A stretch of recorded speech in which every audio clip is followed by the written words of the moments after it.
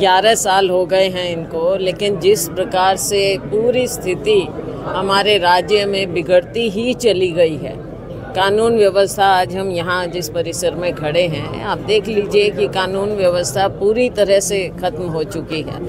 अपने यहाँ एसपी को बदला गया, एसएचओ को, क्यों? ड्रग्स एक दिन में कोई एक इंसिडेंट से नहीं हो सकता इस तरह का जो हुआ। हम हर बार इस बात को उठाते रहे और आप लोगों का धन्यवाद करूंगी कि मीडिया ने भी इसमें पूरा सहयोग दिया है हमारा। हर तरह से इस बात को उठाते रहे हैं, लेकिन हाँ जी तो हो जाती है। इस तरह के हादसे होते हैं तब ये हरकत में आते हैं। क्यों इनकी नाक के नीचे इतना कुछ हमारे ज़िले में, पूरे हरियाणा में ड्रग्स का इतना फैलाव हो गया है। घर घर में, गांव में, शहर में, जहां भी आप जाओ हमारे स्टूडेंट्स, हमारे नौजवान इससे त्रस्त होते चले जा रहे हैं। तो ये सरकार का कि आप निकम्मापन कहिए, क्या कहेंगे इसको? शासन तो कह नहीं सकते, कुशासन ही कहेंगे। मैडम, एसआईआर को किस तरीके से देखते हैं? पहले बिहार के अंदर एसआईआर लागू हुआ और आज बताया जा रहा है कि पूरे देश में। देखो, एसआईआर में हमने उस समय भी कहा था कि आपने टाइमिंग नहीं देखी ना। चुनाव आए तब आपको एकदम याद आया एसआईआर का। तो कहीं ना कहीं इलेक्शन कमीशन पर सवालिया निशान उस बात से लगा था। हम किसी चीज़ के खिलाफ नहीं हैं, लेकिन हम इस बात के ज़रूर खिलाफ हैं कि इलेक्शन कमीशन पर पक्षपात का धब्बा नहीं लगना चाहिए। इलेक्शन कमीशन जिम्मेवार है कि पूरी तरह से देश में फ्री और फेयर इलेक्शन हो, ये उनका कार्य है करवाना। तो अगर एक भी नागरिक खड़ा होकर सवाल उठाता है तो ये उनको इस बात के लिए क्लियर करना पड़ेगा और लोगों के सामने आना पड़ेगा।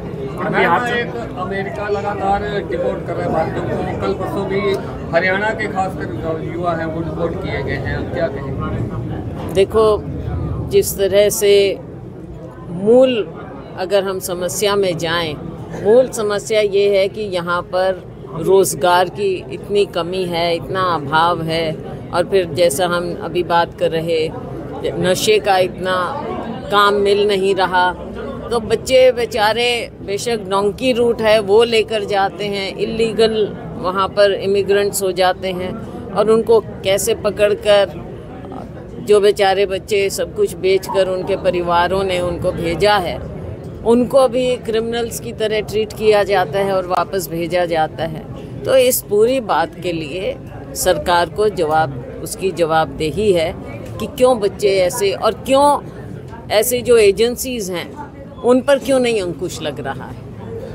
मैडम, बिहार चुनाव अपने पीक पर है, क्या मानते हैं किस तरीके के रिजल्ट रह सकते हैं और कांग्रेस कितना वहां पर काम कर रही है? कांग्रेस पूरा काम कर रही है। हमारा महागठबंधन है और सभी पार्टियां मिलकर, हम विपक्ष की पार्टियां चुनाव लड़ रही हैं, और जो रिस्पांस राहुल जी को मिला, यात्रा को मिला, बहुत बढ़िया, लोगों में एक नया विश्वास पैदा हुआ है बिहार में।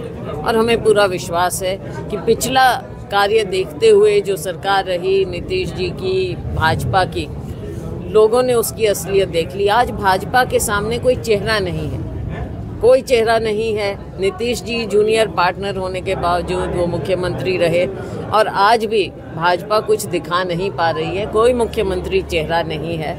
तो हमें पूरा विश्वास है कि महागठबंधन की सरकार बनेगी। कुमारी शैलजा भी चुनाव प्रचार के लिए तो टाइम ही नहीं बचा। मैं पीछे एक बार हम गए थे, कोई असल में जब चुनाव पीक पर आ जाता है तो पता नहीं हमको कितना हो, लेकिन अगर कुछ इस तरह की बात हुई तो जा भी सकते हैं।